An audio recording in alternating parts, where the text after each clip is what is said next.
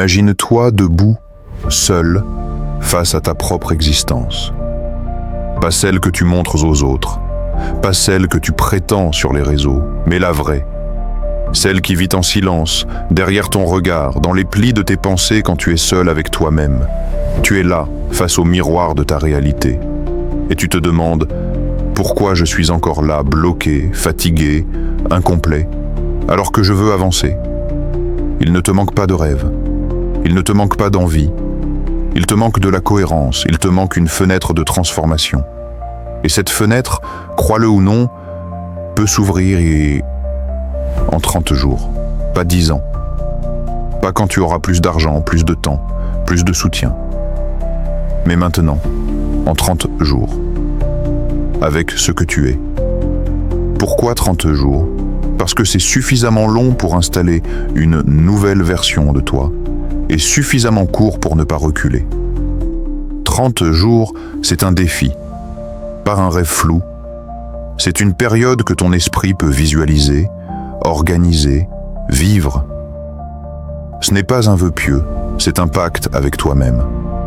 Et tu n'as pas besoin d'avoir foi en toi pour commencer. Tu as juste besoin de t'engager. Le courage ne vient pas avant l'action, il vient pendant. Ce que tu ignores peut-être, c'est que ton cerveau est une machine d'habitude. Chaque pensée que tu répètes devient une autoroute neuronale. Chaque geste répété devient un programme inconscient. Et ces autoroutes, ces programmes, c'est eux qui dirigent ta vie. Pas ta volonté, pas ton intelligence. Tu veux changer ta vie ? Tu dois donc reprogrammer ton cerveau. Et cela commence avec la répétition, avec le rituel, avec la discipline invisible. Et c'est là que les 30 jours deviennent ton laboratoire. Imagine-toi comme un ingénieur de ta propre existence. Tu as été construit par des années de peur, de doute, de comparaison, de distraction. Tu as été formé, formaté par les autres, par ton passé, par ce que tu as accepté comme normal. Mais aujourd'hui, tu as la possibilité de reprendre le plan. Et pendant 30 jours, tu peux déconstruire l'ancien pour bâtir le nouveau. Mais attention, tu ne vas pas changer ta vie en 30 jours. Tu vas lancer le changement. Tu vas poser les fondations. Tu vas commencer à respirer une autre version de toi. Celle qui agit même quand elle a peur. Celle qui se lève même sans motivation. Celle qui tient même quand l'ancien toi veut abandonner. Dans ces 30 jours, tu vas rencontrer la résistance. C'est une voix sourde, une fatigue soudaine, une envie de remettre à demain. C'est l'ancien toi qui ne veut pas mourir. Parce qu'on ne change pas sans deuil. Il faut faire le deuil de l'ancien toi, du toi paresseux, du toi qui doute, du toi qui se cache. Il va hurler, il va supplier, il va te faire croire que tu n'y arriveras pas. Mais si tu tiens ces 30 jours, tu ne seras pas devenu quelqu'un d'autre. Tu seras revenu à qui tu es vraiment. Pense à tous ceux qui disent « Je vais commencer lundi », et puis lundi devient vendredi, puis un mois, puis une année. Ils vivent dans le report éternel, prisonniers d'une horloge qui tourne dans le vide. Toi, tu es différent. Parce que tu écoutes ce message, parce que tu veux plus, parce que tu sais que ce monde est plus grand que ton confort. Et tu sais au fond de toi que ta transformation ne dépend pas des circonstances, mais de ton choix, ici, maintenant. Le changement est inconfortable. C'est normal. Tu as vécu des années dans un schéma, tu ne vas pas tout redéfinir sans souffrance, sans frottement, sans chute. Mais tu vas tomber en avant, tu vas tomber avec sens, tu vas tomber dans la direction du futur. Et chaque matin, pendant ces 30 jours, tu vas te demander, est-ce que je vais vivre comme hier ou comme la personne que je veux devenir?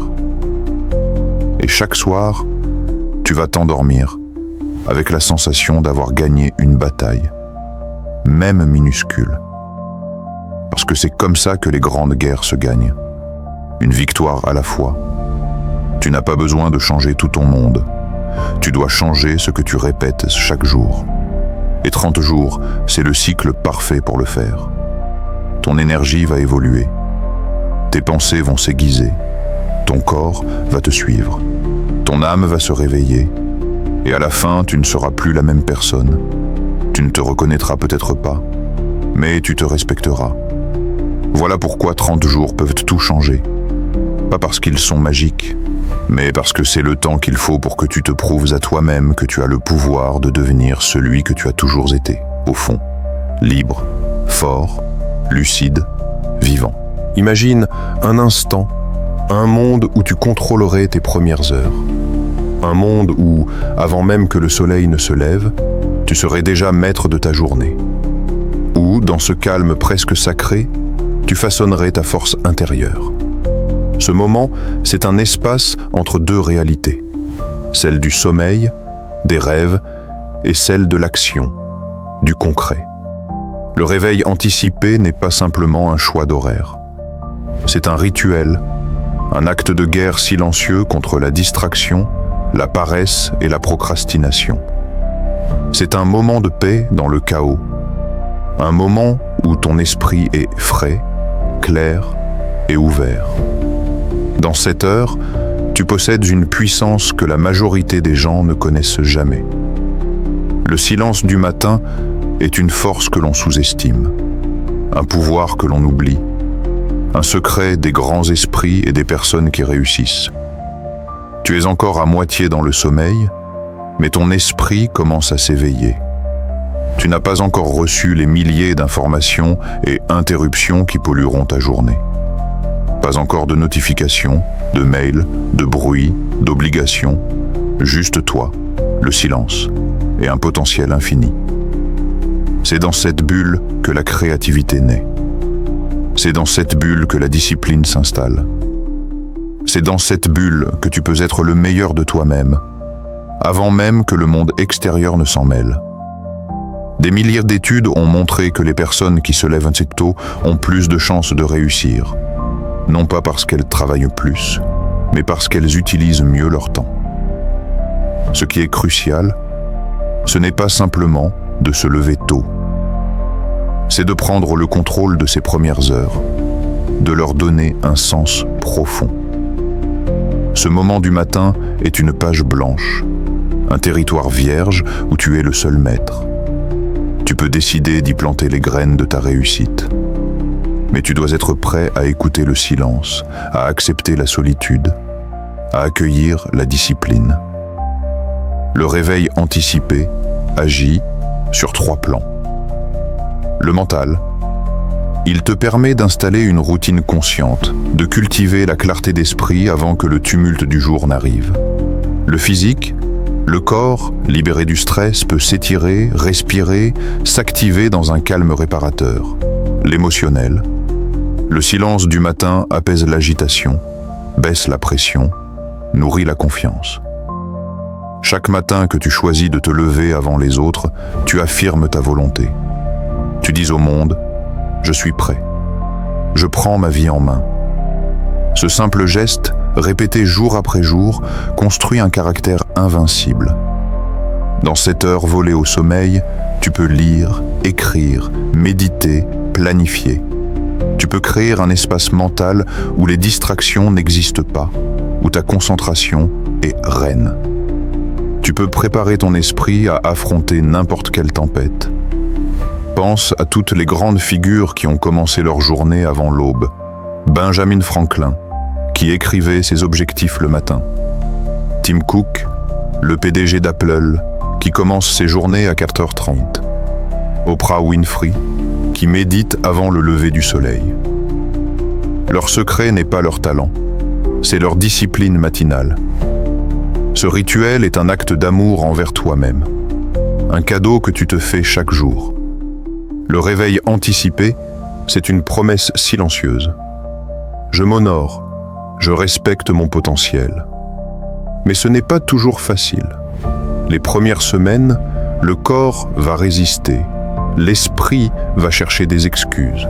La tentation de rester sous la couette sera forte. C'est normal.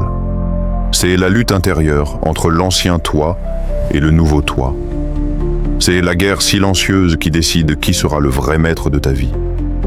Mais à chaque fois que tu gagnes cette bataille, tu deviens un peu plus fort, un peu plus libre, un peu plus vivant. Tu verras que progressivement, la fatigue du matin disparaît. Tu te sentiras plus énergique, plus concentré. Tu prendras des décisions plus claires. Tu aborderas ta journée avec une assurance nouvelle. Le réveil anticipé est une clé vers la maîtrise de soi, une clé vers la réussite. Maintenant, imagine ce que tu pourrais accomplir si tu utilisais 7 heures chaque jour pendant 30 jours. Imagine les changements, les progrès, les victoires accumulées. C'est un cycle vertueux. Plus tu utilises ce temps, plus tu gagnes en discipline. Plus tu gagnes en discipline, plus tu atteins tes objectifs. Plus tu atteins tes objectifs, plus ta confiance grandit. Alors, qu'attends-tu? Le silence du matin t'appelle. Il t'invite à devenir la meilleure version de toi-même. Choisis de te lever demain avant le reste du monde. Choisis de faire de ces heures ta force. Ta vie ne changera pas par hasard. Elle changera parce que tu as décidé de commencer, dès aujourd'hui, dans le calme du matin. Merci d'avoir partagé ce moment avec moi. Merci d'avoir écouté ces paroles qui, je l'espère, résonnent en toi. Abandonner une mauvaise habitude, c'est le premier pas vers ta liberté. C'est ce nettoyage intérieur qui ouvre la voie à une vie plus claire, plus forte, plus lumineuse. Souviens-toi, chaque fois que tu choisis de lâcher ce qui te freine, tu t'offres la chance de renaître, de grandir, de t'élever. Le silence du matin, le réveil anticipé, la clarté de tes objectifs, tout cela converge vers un même but. Faire de toi le jardinier patient et puissant de ta vie. Alors, ne laisse pas la peur ou la fatigue t'arrêter. Choisis la lumière, choisis le courage, choisis la vie.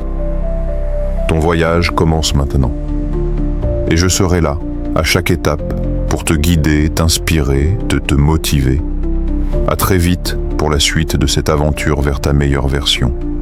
Reste fort, reste vrai, et surtout, reste toi.